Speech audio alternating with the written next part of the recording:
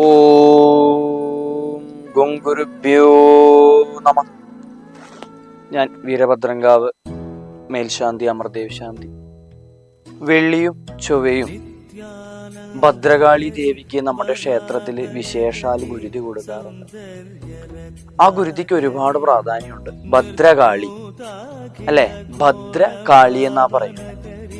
ഭക്തരെ ഭദ്രമാക്കുവാൻ വേണ്ടിയാണ് ഭദ്രകാളി ജന്മം കൊണ്ടിരിക്കുന്നത്. അതോടൊപ്പം തന്നെ പ്രപഞ്ചത്തിലെ ഏറ്റവും വലിയ ശക്തിയും ദേവി തന്നെയാണ്, അമ്മ തന്നെയാണ്. ആ തത്വത്തെ അറിഞ്ഞുകൊണ്ടാണ് നമ്മൾ ഭദ്രകാളി ദേവിക്ക് വിശേഷാൽ ഗുരുതി ചെയ്യുന്നത്. കുല ആചാരപ്രകാരമായിട്ട് ശത്രു നിഗ്രഹത്തിനും അതോടൊപ്പം തന്നെ ഇഷ്ടകാരി സിദ്ധിക്കും വേണ്ടിയാണ് നമ്മുടെ ഭദ്രകാളി ദേവിക്ക് ക്ഷേത്രത്തിൽ ഗുരുതി കൊടുക്കുന്നത്.